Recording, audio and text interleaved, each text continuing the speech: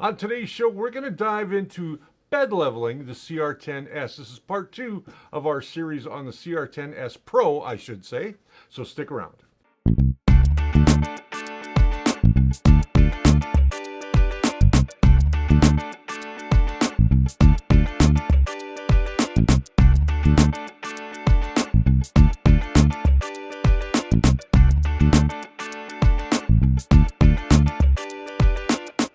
Hey, welcome to The First Layer. My name is Richard Cleveland. I'm your host here 3 times a week. This is a show that explores the world of 3D printing, and today is no different.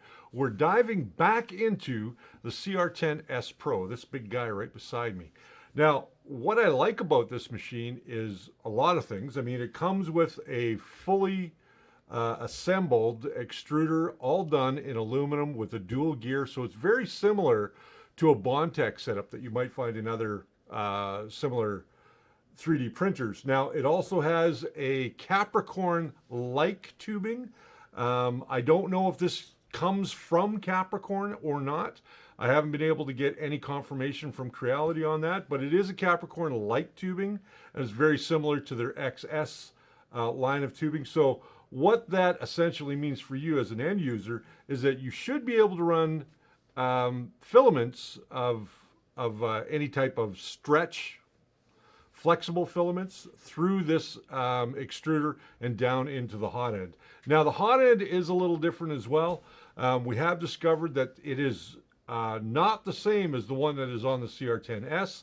Again, it has auto bed leveling, and that's really what we're going to be talking about today, is how to get that bed level and some of the other things that we're going to dive into. So before we get into that, we'll just switch to my over-the-shoulder cam here real quick.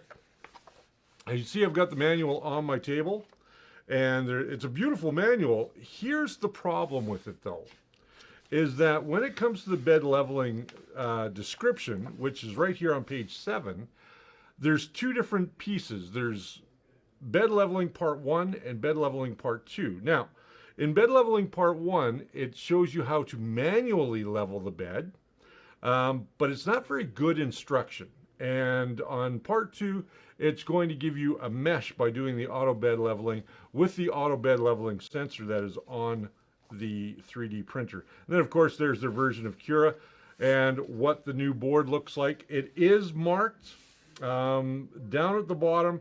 It says Creality 3D version 2.4, 2016 8/13 is the date that is on the one that is in the picture. Now, I have confirmed that this board is a brand new board for them, so it was built for this Pro unit only.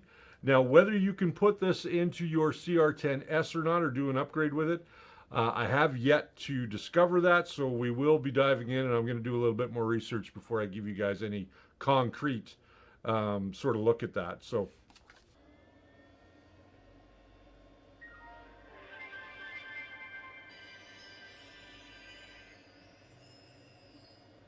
okay, so we've got the machine all started up now, and we're going to have a look here at the menu system. As you can see down here, we've got 24 degrees on the hot end and 26 degrees on the bed. We've got our print button, our temperature button, and our settings button. Where we want to start here is in settings. Now, you'll see in the settings button, you can also make the volume go up or down if you want it louder or softer. You don't want any audible noises at all. This is where you're going to do all of your maintenance as well. You'll disable your steppers, you'll set your language. Refuel means to change the filament. What we're concerned in is bed leveling right here. So we're going to hit the bed leveling button. Now, inside the bed leveling button, you can see that there's a couple of different choices here. We have measuring and auto leveling. Now, what auto leveling is, or auxiliary leveling, pardon me, what auxiliary leveling is going to do, it's going to allow you, once it has done its little action here.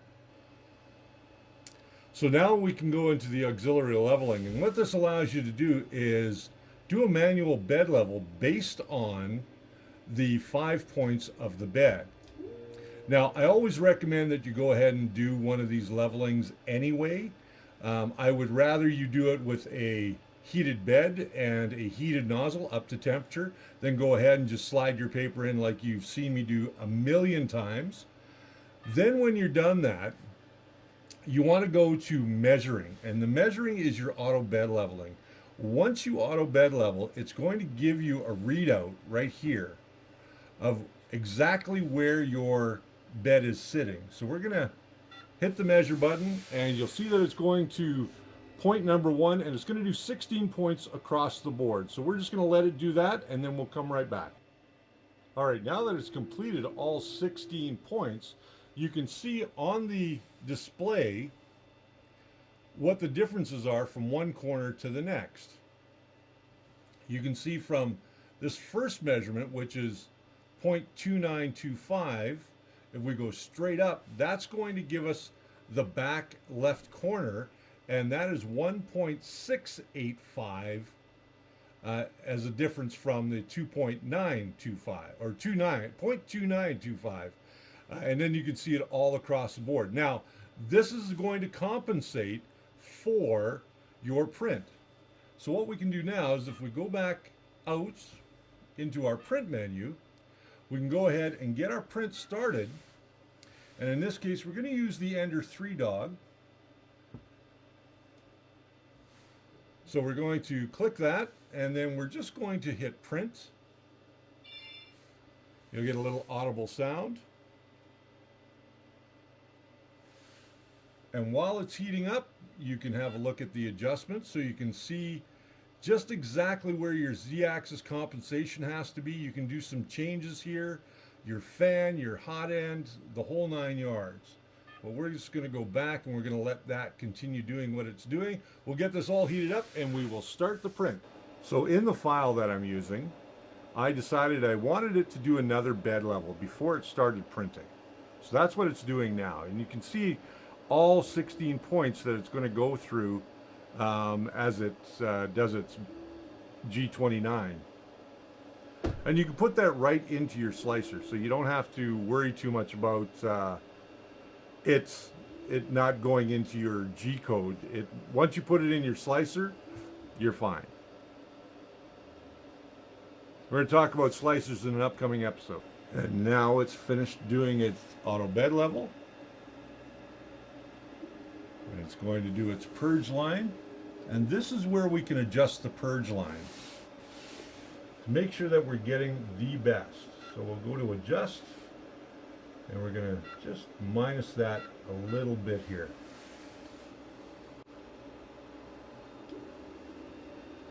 And there we go. Now it's going to start to create our outline. And I think I want it down just a little bit more. And that's all there is to it. And now it's going to continue that outline and start printing our little dog. So we finished printing our little dog for the Ender 3. And it came out pretty good. We did it in, like I said, the transparent green, so we can see some lines in there. And that's just because of the infill is showing through. The infill pattern is showing through on this dog. The bottom was quite good. We took off all of the supports and took off the little brim around the bottom, and that's the way she came out, so not too bad. Well, I hope you found that informative, our look at leveling the bed for the Cr-10S Pro. It's a little bit different from any of the other products in the line. It does work fairly well, though, and you guys got to see us start our little puppy dog here, and this is the test file. Or actually, this is the one I resliced. It came out really nice. I'm really happy with it. We did it in the green transparent filament from Spool 3D. With that said, this week I want to just remind you guys that Brian is going to be taking over the reins on Saturday night. He's going to guide you guys through all your questions and answers. I have to be out of town on some personal matters. But we will be back next week on Tuesday. You'll see us again here, and we'll bring you up some more great information. So with that said, I want to thank Jess, who's down and operating the controls today. There she is. And she's always fun to have in the studio. She makes me laugh, so I have to do many, many takes. There you go. Of course, we got to thank Brian because he's always picking up the slack for me when I have to be away. And we also want to thank spool3d.ca. Spool3D gives us this wonderful location to be able to film the show and bring it to you guys each and every week. And they've got everything that you need, from printers to filaments and all the parts and accessories that you could possibly ask for. Print it right, print it with Spool3D. Check them out today at spool3d.ca. Now, it is Valentine's Day, so print yourself, or print somebody you love, something a little Valentine's-like. There we go. Here comes Jess's black heart. There it is. Her black heart. She's a very loving person, but she has a black heart. It's rotten down to my soul. That's right, and that's why I like her. So with that said, ladies and gentlemen, make sure that you have yourselves a great Valentine's Day. Remember to like, subscribe, share this video, and tell all your friends about it. And if you haven't yet, go ahead and hit that little subscribe button and the bell notification next to it so you get notified every time that we do a brand new episode. And with that said, I'm going to scoot out of here. Remember that the first layer is always your foundation to a great print.